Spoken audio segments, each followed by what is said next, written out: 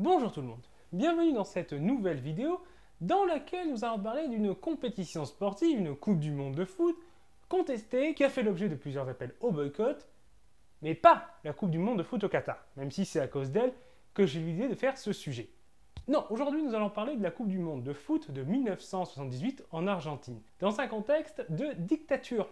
En effet, en 1976, un coup d'État secoue le pays, renverse la présidente du pays, et instaure le pouvoir du coup de Rafael Videla, chef des armées, qui prend du coup la tête du pays et instaure une dictature. Le pays était déjà dans une certaine instabilité, et ce coup d'État ne vient que conclure une période d'instabilité, mais ça va être une dictature assez sanglante, avec 30 000 disparus, 15 000 fusillés, 9 000 prisonniers politiques et 1,5 million d'exilés dans un pays de à peu près 32 millions d'habitants. Donc vous voyez quand même que c'est loin d'être négligeable. Et au moment du coup, la Coupe du Monde se déroule en 1978, le bilan est déjà lourd, avec 6 000 exécutions et 15 000 disparus. Donc, autant dire que ça fait un peu polémique. Alors, au moment où la Coupe du Monde est attribuée en 1966, cette dictature n'est pas encore au pouvoir, même si le pays est déjà dans une dictature qui va être renversée par la suite. Et voilà, bref, comme je vous l'ai dit, grosse période d'instabilité. Cependant, du coup, en 1976, avec cette nouvelle dictature, immédiatement, la question de l'organisation de cette Coupe du Monde se pose et les appels au boycott se développent dans plusieurs pays. En France, ça va être un des premiers pays où il va avoir ça. Il y a un comité pour le boycott, le COBA, qui se met en place avec des militants français et des réfugiés argentins qui se trouvent en France.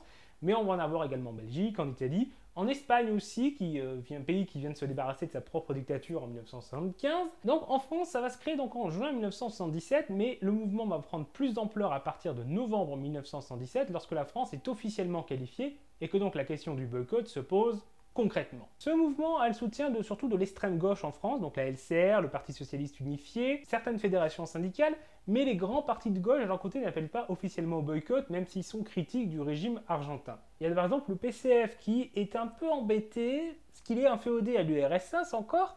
Or, l'URSS, déjà d'un côté, a des relations commerciales assez importantes avec l'Argentine, qui n'ont pas été rompues malgré l'instauration du coup d'État militaire.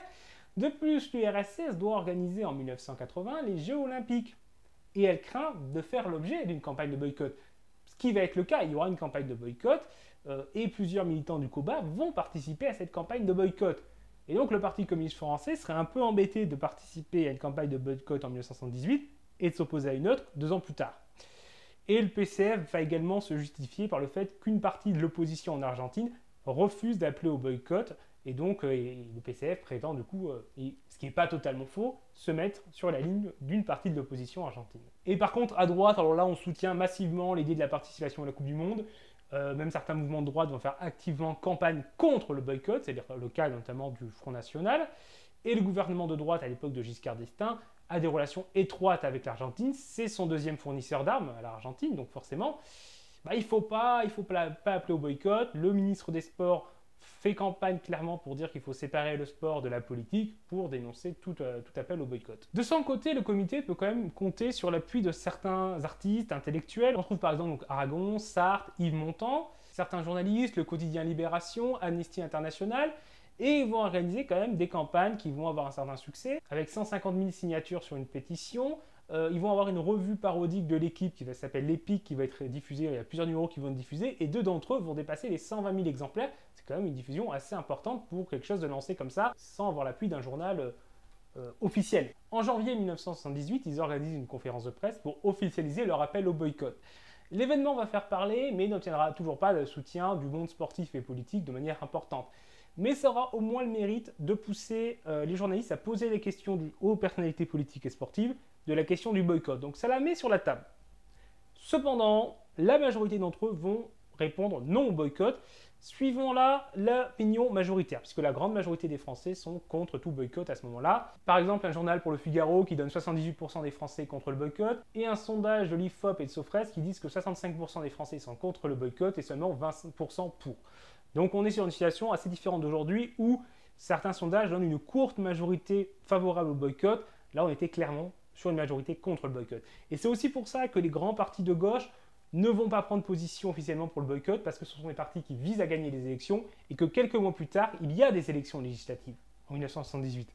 Et prendre alors une position aussi publique, aussi médiatisée contre l'opinion majorité, c'était risquer de perdre beaucoup de voix. Ça n'empêchera pas les partisans du boycott d'agir, il va y avoir même des militants alors, extérieurs au COBA, mais qui vont agir pour le boycott en tentant d'enlever l'entraîneur de l'équipe de France, voilà, pour tenter de l'empêcher d'aller à la Coupe du Monde. Alors, une tentative d'enlèvement avec sans armes et tout, donc c'était plus symbolique qu'autre chose, mais on voit ce type d'actions qui ont lieu. Et les arguments globalement des gens qui sont pour le boycott, c'est que déjà l'Argentine veut utiliser cette Coupe du Monde pour redorer son image et pour calmer les oppositions internes.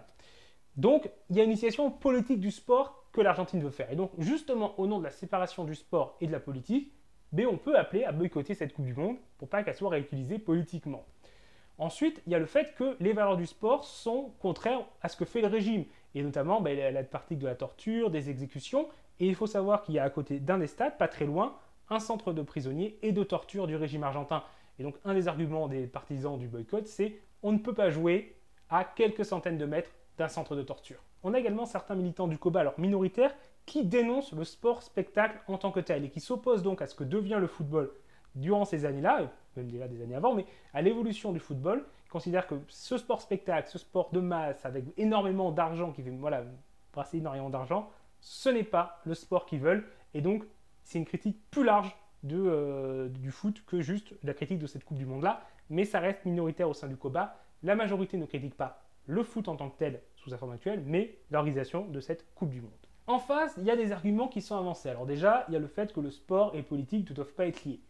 Ensuite, il y a le fait que le sport est un vecteur de paix et que les divisions entre pays, les conflits entre pays ne doivent pas y intervenir. Il y a également ceux qui veulent utiliser cette compétition pour obtenir des compromis, des avancées auprès du régime argentin, des libérations de prisonniers par exemple. Ça, du coup, c'est un peu la position d'une partie de la gauche qui défend aussi le fait de pouvoir utiliser cette Coupe du Monde pour médiatiser les crimes du régime, donc y aller, mais en profiter pour dénoncer.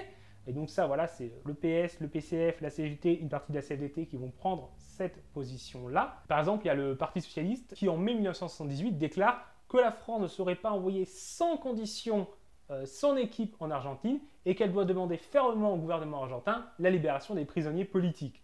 Donc ça apparaît, c'est une demande que le PS fait par exemple paraître dans Le Monde le 13 mai 1978. Plus largement, donc, mais au final, la France ne fera pas grand-chose de tout ça et globalement, aucun pays n'appellera au boycott de cette Coupe du Monde. Certains joueurs vont prendre des positions, notamment il y a deux équipes qui vont prendre position de manière collective, l'équipe suédoise et l'équipe néerlandaise. L'une d'entre elles va aller rencontrer les maires de la place de Mai qui sont des mères dont les enfants ont disparu à cause du régime et qui veulent savoir ce qui arrivait à leurs enfants. Et donc les joueurs suédois vont aller à leur rencontre.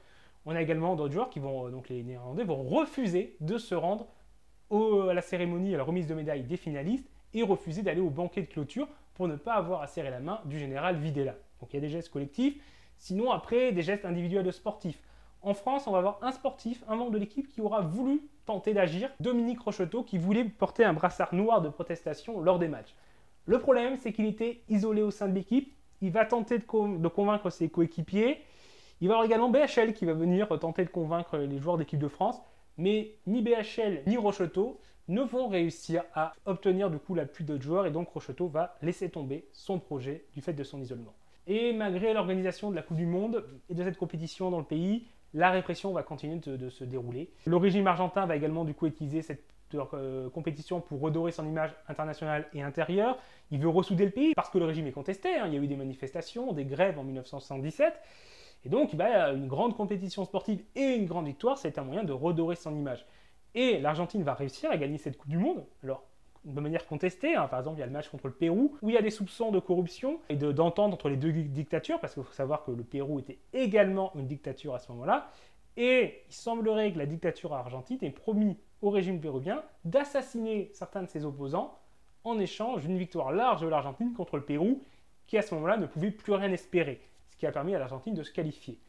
Il y a également en finale face du coup aux Pays-Bas où l'attaquant des Pays-Bas, enfin un des attaquants des Pays-Bas, déclare que eux, les joueurs avaient peur du public argentin que le régime avait excité, que leur sécurité était mal assurée par le régime et que ça a pu jouer sur le fait d'avoir peur de gagner et donc de moins bien jouer et donc ça aurait pu jouer sur la défaite. Alors là, voilà, c'est une personne qui le dit, on est là-dessus encore, on n'a pas de preuves, mais la victoire de l'Argentine est quand même entachée de ces soupçons-là. Et cette victoire ne va pas mettre fin à la contestation du régime qui va finir par tomber 5 ans plus tard. On peut citer également d'autres exemples de Coupe du Monde de foot contestées, notamment celle de 1934, qui s'est déroulée En Italie. En Italie fasciste. 2 ans avant les Jeux Olympiques de Berlin, qui sont beaucoup plus connus du coup que la Coupe du Monde de foot de 1934, qui ne va pas faire l'objet de beaucoup de boycotts, parce qu'il faut savoir qu'à l'époque, les grandes démocraties essayaient de s'entendre avec Mussolini pour éviter justement qu'il s'allie avec Hitler. Bon, ça n'a pas marché, mais du coup, il y aura peu d'appels au boycott, à la différence des Jeux Olympiques de 1936 à Berlin. Et le régime va là aussi quand même beaucoup utiliser cette compétition à son image. Ça sera la première compétition de foot mondiale qui va être diffusée à la télévision. Et l'Italie va la remporter avec là aussi des soupçons sur plusieurs matchs, un arbitrage favorable aux Italiens. Bref, ça pourrait faire aussi l'objet d'une vidéo à part entière, mais on voit qu'il y a eu dans l'histoire plusieurs Coupes du Monde de foot qui ont été contestées, et que bon, c'est de moins en moins accepté, j'ai l'impression, par les supporters. Donc on a une évolution à ce niveau-là. Par contre, les instances semblent avoir beaucoup plus de mal à évoluer et à remettre en question leur mode d'attribution des compétitions. Bref, c'est terminé pour cette vidéo. J'espère que vous avez appris des choses. N'hésitez pas à la partager. Si c'est le cas, n'hésitez pas à l'aimer également et à vous abonner pour ne pas rater nos prochaines vidéos. Au revoir tout le monde.